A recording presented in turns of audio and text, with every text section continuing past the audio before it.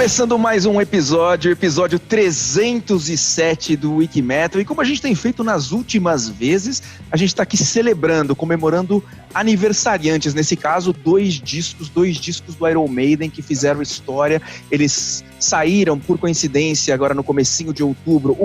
Dia 1º de outubro de 1990. E por isso ele está completando 30 anos hoje, que você está ouvindo aqui, dia 1º de outubro de 2020, o No Prayer for the Dying, o 8º disco do Iron Maiden. E 5 anos depois, no dia 2 de outubro de 95, completando agora 25 anos de vida, o The X Factor, o 10º disco de estúdio. Bem-vindo, Nando Machado, junto comigo, Daniel Dischler, para falar desses dois discos do Iron Maiden. A gente pode falar que são dois grandes discos, Nando?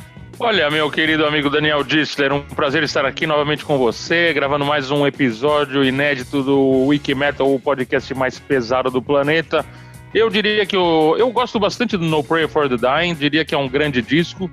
Não posso dizer o mesmo do X Factor, na verdade não posso dizer o mesmo de nenhum dos dois discos do Iron Maiden que foram gravados pelo Blaze Bayley nos vocais. O X Factor é o primeiro deles. Não gosto, apesar de ser um fã do Iron Maiden praticamente toda a carreira, não gosto dos discos do Blaze Bayley, mas o No Prayer for the Dying é um grande disco, a gente vai falar primeiramente dele, então tem bastante coisa legal para falar dele. É isso aí, Nando. Vamos começar então com o No Prayer for the Dying.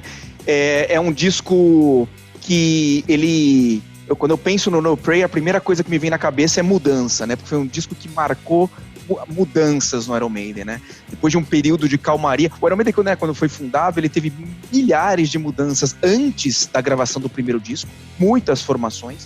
O Steve demorou para conseguir acertar o line-up, e depois, quando lançou o primeiro disco, do primeiro até o Peace of Mind, o Iron Maiden foi mudando pelo menos um integrante por disco, né? Mudou no Iron Maiden 1, no Killers, no The Number, no Peace of Mind. Ali eles conseguiram a formação clássica, né? Steve Harris, Bruce Dickinson, Dave Adrian e Nico McBrain. E essa formação perdurou até este momento, até o momento do No Prayer for the Dying, quando teve mudanças, né? Então vamos falar um pouquinho dessas mudanças. A mudança principal que aconteceu ali foi a saída do Adrian Smith para a entrada do Yannick Gears. E essa saída, Nando, ela começa 2 anos antes. Ela começa, a história começa ironicamente, né? Quando o Iron Maiden grava 2 músicas do Adrian, que é Reach Out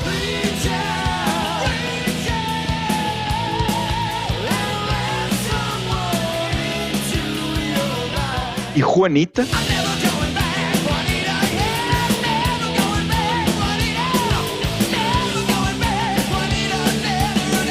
E são 2 músicas bem legais, foram usadas como lado B de singles do Somewhere in Time, mas são músicas que já mostram essa veia do Adrian de querer fazer um tipo de som diferente, né? E como o Iron gravou essas músicas, acabou encorajando o Adrian a fazer músicas, digamos, de um estilo mais comercial, no estilo não do Iron Maiden, e ele começou a empilhar músicas no estilo meio Bruce Springsteen, meio Bryan Adams, sons mais comerciais, e que sempre é um risco, né, quando o cara faz isso, né?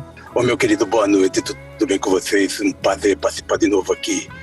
Eu tava pensando, você tava falando isso aí agora, e quando você tem um projeto na sua vida, no seu país, na sua banda, seja lá no que for, e você tem uma linha, você tem um jeito de fazer as coisas, e você vai fazendo, você vai levando, e de repente, por causa de dinheiro, você desvia disso. Meu querido, a última vez que isso aconteceu, vocês viram a merda que deu. Olha, verdade. Mas eu não sei quem convidou esse cara, mas faz sentido o que ele falou, né? A gente tá sendo invadido. Mas de qualquer jeito não é isso, né? E aí o Adrian acabou criando, assim... Ele criou um projeto que chamava ASAP, né? ASAP, né? Adrian Smith Album Project, né? E fez uma pequena tour com o Zak Stark, seu amigo, né? Você que entrevistou ele, com o Zak Stark na bateria. O Adrian, como ele começou a ficar envolvido com isso, ele acabou não tendo muito tempo para fazer uma das coisas que ele mais gostava de fazer no Iron Maiden, que é compor, que é escrever músicas. E ele vai pro No Prayer for the Dying com uma composição, aliás, uma música muito boa, que é Hooks in You.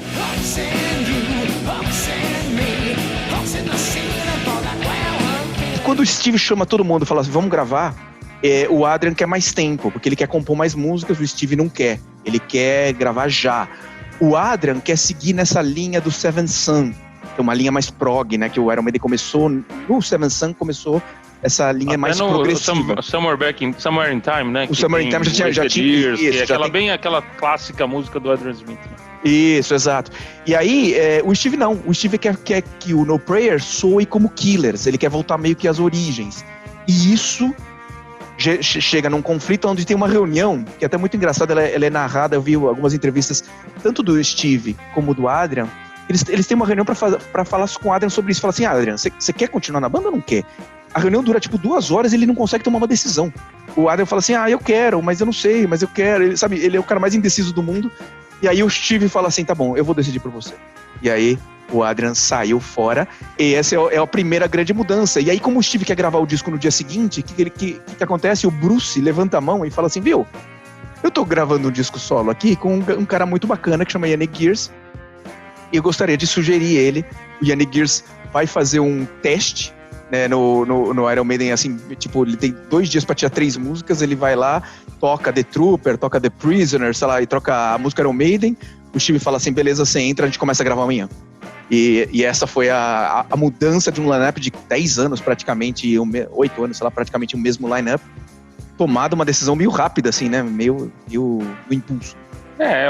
Como eu falei, a gente analisando o disco com a distância do tempo, né, a gente chega à conclusão que, como fã, muitas vezes a gente quer que a banda volte a fazer o som mais pesado, o som mais cru, né, a maioria dos fãs sempre torce para que a banda volte a fazer o som que fazia na origem. Acho que nesse caso mostra que o Iron Maiden vinha de um estilo um pouco menos pesado, né, que é o do Somewhere in Time e do Seventh Son, um pouco mais prog, um pouco mais de teclado, umas melodias um pouco, até uma pitada de pop, né, que é a influência do clara, né, do Adrian Smith, para fazer um som mais cru, mais pesado e que mais baseado na origem da banda. Nesse caso, eu acho que mostra que nem sempre a banda soar mais pesada quer dizer que vai soar melhor, né? Porque, na minha opinião, Somewhere in Time, Seventh Son e o No Pray for the Dying, apesar de gostar do No Pray for the Dying, acho que é o pior desses 3 discos. Apesar também de eu não sou aquele cara radical que detesta o Yannick Gears, né? A gente sabe que existem fãs do Iron Maiden que não gostam do Yannick Gears. Eu acho ele um excelente guitarrista, inclusive ele já tocou até no Ian Gillan Band, né? Não sei se foi um dos primeiros projetos que ele se envolveu, mas é um excelente guitarrista. Acho legal a performance dele ao vivo, acho legal ele joga guitarra, ele roda guitarra, toca super bem. Não tenho nenhum problema hoje em dia, né, em ver a banda com 3 guitarristas. Acho que tem uma coisa legal, né? Aquela coisa do fã saudosista, né? O Iron Maiden era bom só quando tinha 5 integrantes. Eu não tenho esse problema, né? Mas eu acho que entre Somewhere in Time, o Seventh Son of a Seventh Son e o No Prayer for the Dying, o menos bom é o No Prayer for the Dying. Eu concordo também. O No Prayer, pra mim, encerra o período dos 7 discos perfeitos, né? Do primeiro ao 7º, ao Seventh Son, são 7 discos perfeitos. O No Prayer, concordo com você, é um disco muito bom, mas já não é tão perfeito assim. Tem, sei lá, 1, 2, 3 músicas meio mais ou menos. Outras são muito boas, eu gosto muito do disco. E você falou do Yannick tocando com o Ian Gillan. Tem 2 coisas que eu queria falar da carreira prévia, né, do Yannick antes da gente conhecer ele. Eu conheci ele somente no disco solo do Tattoo Millionaire, né, o disco solo do Bruce. Foi ali que pra mim surgiu o nome Yannick Gears pela primeira vez. Mas ele teve 2 coisas muito interessantes que tem muito a ver com o que eu gosto, assim, né. Ele teve uma passagem numa banda, uma super banda, que ela nem chegou a ser lançada direito, embora, até vai ouvir um trechinho, tá no Spotify disponível, ali tem coisas pra ouvir. Uma banda chamada Gog Magog, cuja formação era Paul Di'Anno, Yannick Gears, Clive Burr, olha que coisa bizarra, Pete Willis do Def Leppard e Neil Murray do Whitesnake. E eles fizeram excelente baixista, Neil Murray, o Pete Willis do Def Leppard, o Clive Burr na bateria do Iron Maiden, o Paul Di'Anno nos vocais. Quer dizer, uma coisa muito, muito louca, né? 2 caras do Iron Maiden se juntaram em 85, o Yannick Gears, 5 anos antes dele sonhar de ir pro Iron Maiden, e fizeram essa banda que nem foi lançada por problemas da gravadora, que o projeto foi pro vinagre, tinham prometido um monte de coisa, faltou dinheiro, sei lá, e acabou nem sendo lançada. Mas ele tem uma música muito legal que chama I Will Be There.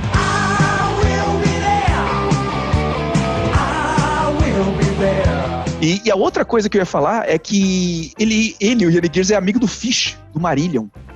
E aí o Marillion foi tocar em Wembley, num festival famoso que é aquele Prince's Trust Concert, em 88.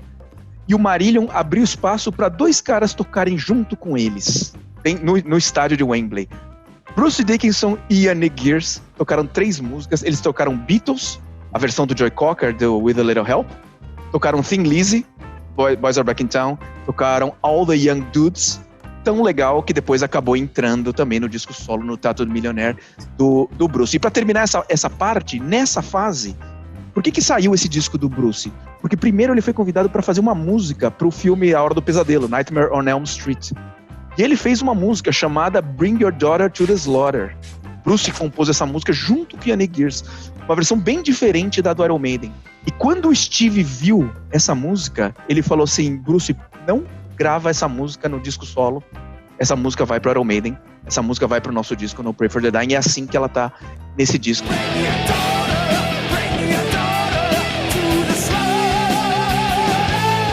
É muito legal essa história. E é uma versão muito bacana, muito pesada, né? Bem mais pesada do Iron Maiden. E um fato interessante é que o Steve estava tão certo que Bring Your Daughter to the Slaughter foi um dos maiores sucessos comerciais da história da carreira do Iron Maiden, né? Uma das músicas que chegou em primeiro lugar nas paradas britânicas e tudo. Foi o primeiro single da história do Iron Maiden a chegar em número 1. Nunca nenhum single tinha entrado como número 1. Que, assim, eu não acho, pra mim não tá nem entre as 10 melhores músicas do Iron Maiden, nem entre as 20 melhores. Eu gosto da música, acho uma música legal, mas você vê o maior sucesso comercial até então, né, na carreira do Iron, não quer dizer que era a melhor música, mas mostra que o Steve Harris estava certo. Ele estava tão certo, ele durante tantos anos foi tão certo, até o Fear of the Dark, né, e depois, bom, a gente vai falar aí do X Factor, mas não sei o que aconteceu com os ouvidos do mestre Steve Harris, que alguma coisa deu errado ali, que ele não acertou como costumava acertar. Mas aí, já vamos chegar lá, mas ainda o Steve, nesse disco ainda, né, como você estava falando, né, ele funciona muito bem. Tem algumas duplas, né, nesse disco que compuseram músicas. A dupla Bruce Dickinson e Steve Harris funcionam muito bem nesse disco, com Theo Gunner, Holy Smoke e Run Silent, Run Deep, que não é uma música muito falada, mas tem uma parte que é Led Zeppelin, tipo, parece Kashmir.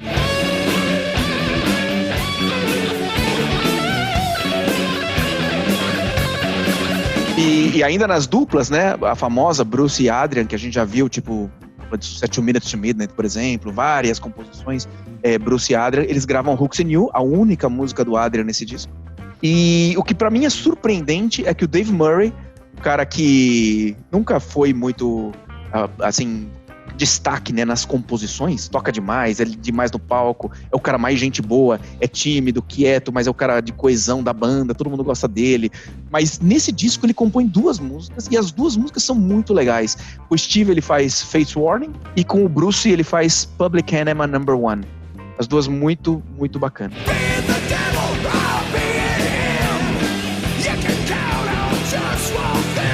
E vamos dar início à nossa segunda parte, ao segundo tempo do nosso episódio, para falar de um disco do Iron Maiden que eu sou suspeito para falar, porque eu não gosto muito desse disco, não gosto muito dessa fase da banda. Acho que eles erraram feio aí na escolha do integrante, ainda mais imaginando, né, a quantidade de grandes vocalistas e grandes vozes que poderia ter entrado no Iron Maiden.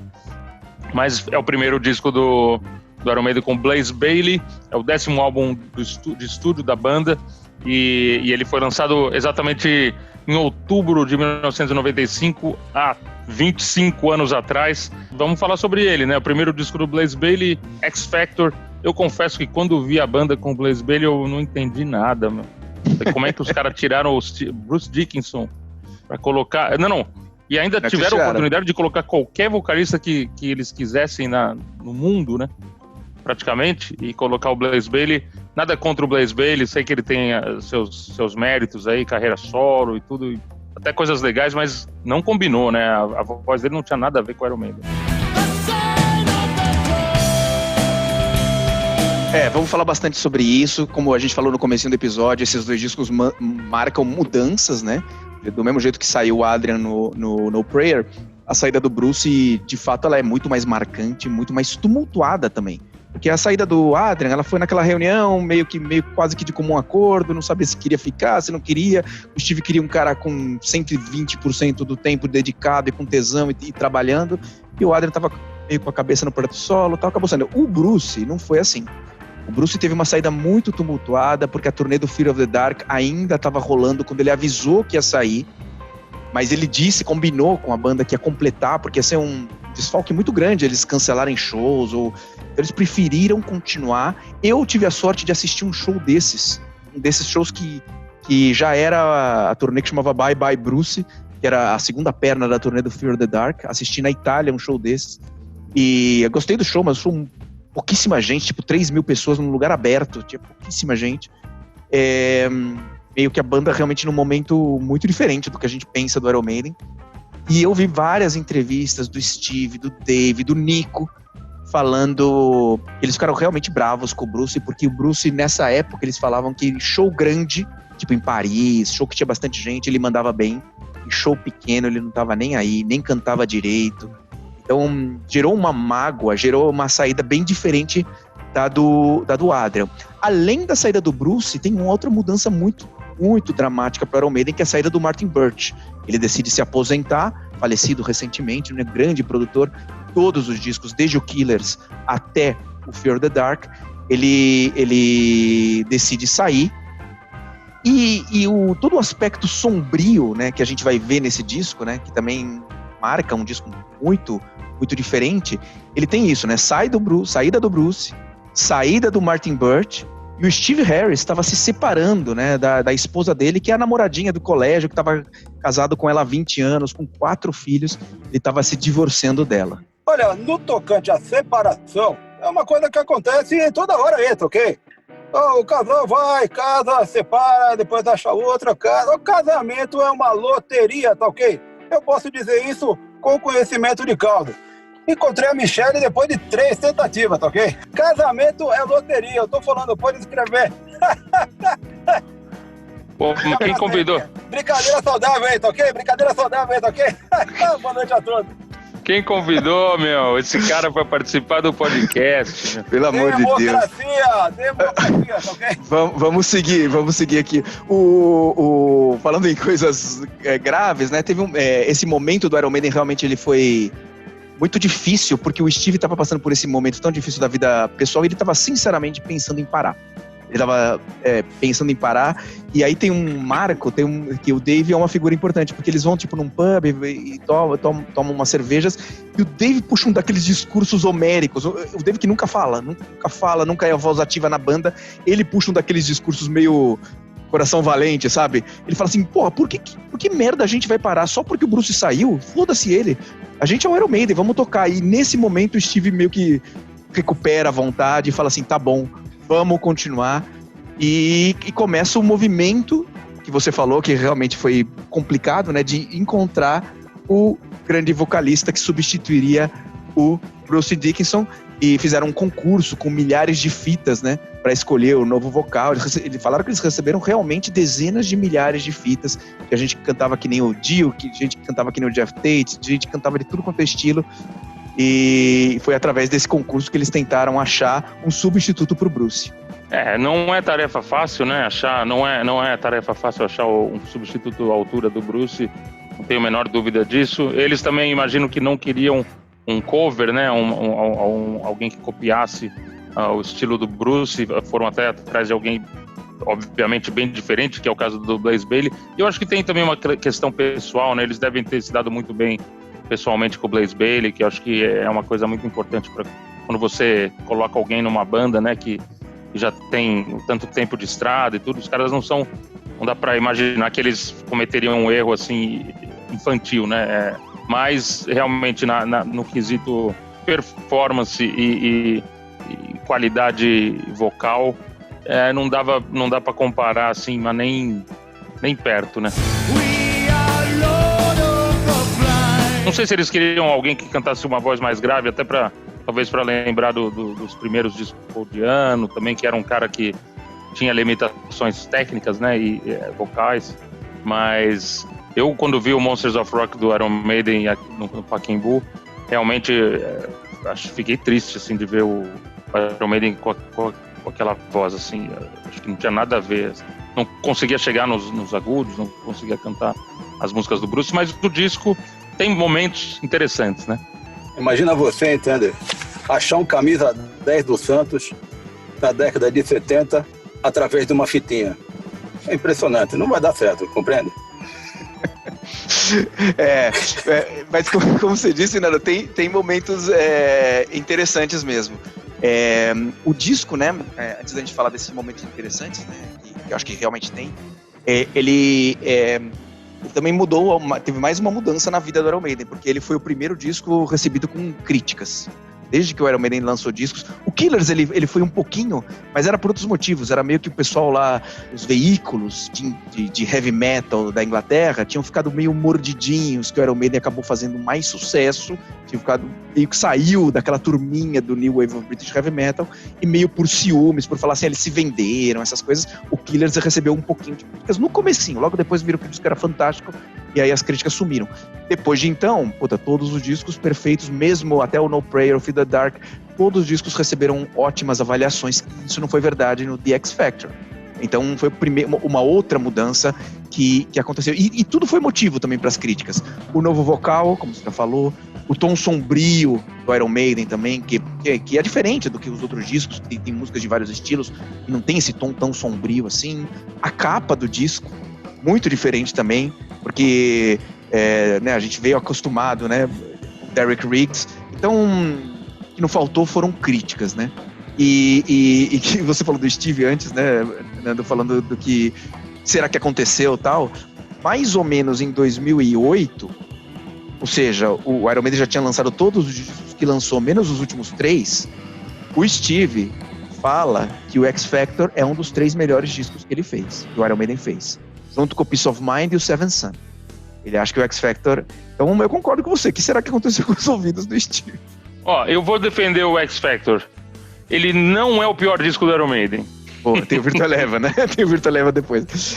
Mas eu tenho que defender. Vou sair em defesa do X Factor. Ele poderia ter sido até pior. Ele não é o pior disco do Iron Maiden. Tem como piorar ainda mais. Ele foi eleito... Ainda bem, né, que tem como piorar, porque daí ocasionou a volta daquela formação maravilhosa. E aí, Brave New World, outra maravilha, outra pegada voltou ao seu... Meu Deus, quem seria o pior disco? Meu Deus!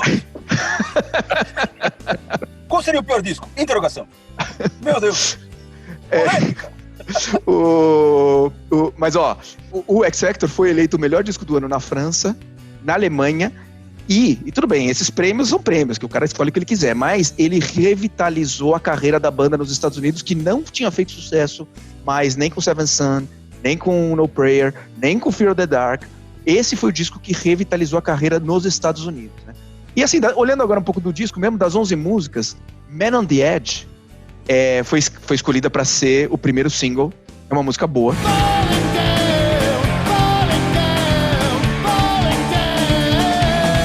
É curiosamente, das 11, a única música não composta pelo Steve Harris.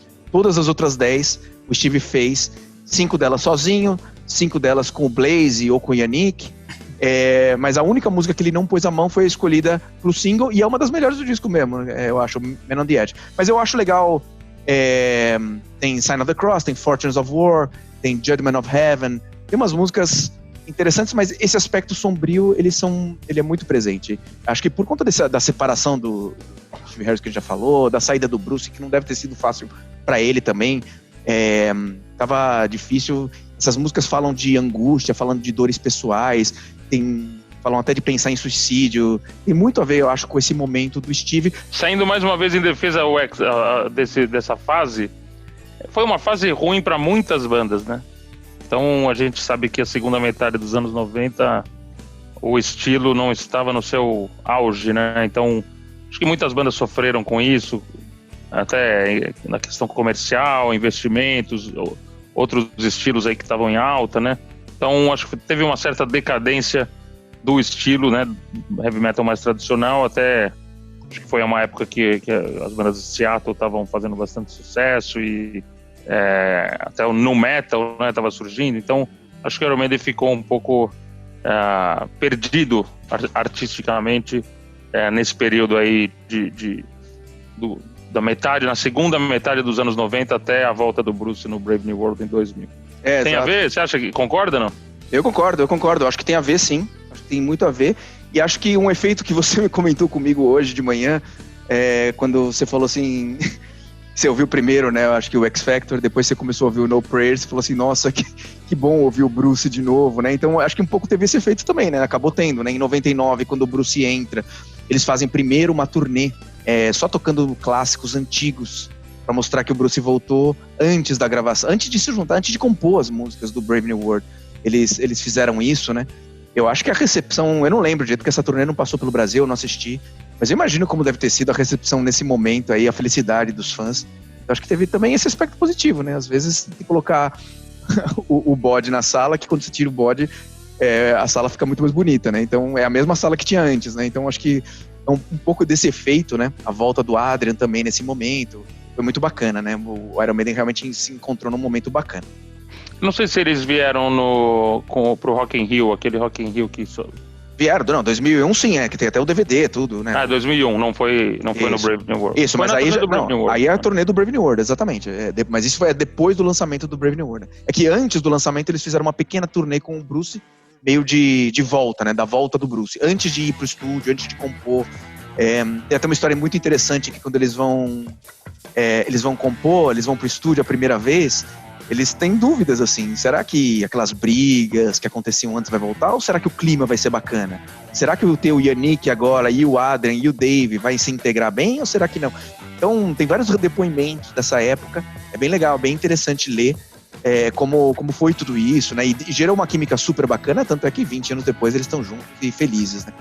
Então... Não, e outra coisa que aconteceu legal, que deu uma melhorada quando o Bruce e o Adrian entraram, foi eles voltaram a ir atrás realmente de um produtor, né, que é o Kevin Shirley. É o cara que trabalhou com várias bandas de Dream Theater, a Black Country Communion. The Caveman. O Caveman, e até com Rush, Journey. O cara realmente que, entre aspas, substituiria o Martin Birch, né, porque antes o Steve que estava produzindo os discos junto com o Nigel Green, os dois discos do Blaze Bayley foram produzidos em parceria entre Steve Harris e o Nigel Green. Eu acho que eles voltaram a perceber que eles realmente precisavam de um produtor e aí chamaram o Kevin Shirley. Legal, Nando. Bom, é isso pro nosso episódio que comemora o aniversário de 2 discos que, se não são os melhores da discografia fantástica do Iron Maiden, eles são pelo menos polêmicos e tem bastante história, né? Eles são muito carregados de história, de momentos cruciais na banda, né? De momentos muito interessantes, com essas mudanças, com esses climas que aconteceram. Então é isso, No Prayer for the Dying, 30 anos de vida, The X Factor, 25 anos de vida. Para terminar, eles envelheceram bem ou não? Eles envelheceram porque eu gosto muito dos últimos. Gosto muito do Book of Souls, gosto muito do Final Frontier, gosto do Matter of Life and Death. A banda tá tinindo, né? A gente teve a oportunidade de ver, eu vi 3 shows no ano passado do Iron Maiden e estão realmente numa fase excepcional, né? Inacreditável o que o Bruce Dickinson e o Steve Harris fazem no palco. Nick McBrain, todos os outros, Adrian Smith, Dave Murray, Yannick Gears também muito, muito bem. Então a idade realmente não afeta a qualidade artística nem a performance ao vivo do Iron Maiden. É isso pro nosso episódio, Nando? É isso, sempre um prazer aqui, apesar de algumas interferências aí, é uma linha cruzada que entrou no... Não sei de onde apareceu, mas... Alô? Ah, não, de novo não. Alô? Não tô ouvindo, Copia. Alô? Forte abraço aí, brincadeira saudável, hein? Desculpa aí. Wiki Metal! Wiki Metal! Wiki Metal! Wiki Metal! Wiki Metal! Wiki Metal! Wiki Metal! Wiki Metal! Ô, meu querido, boa noite, tudo bem com vocês? Um prazer participar de novo aqui.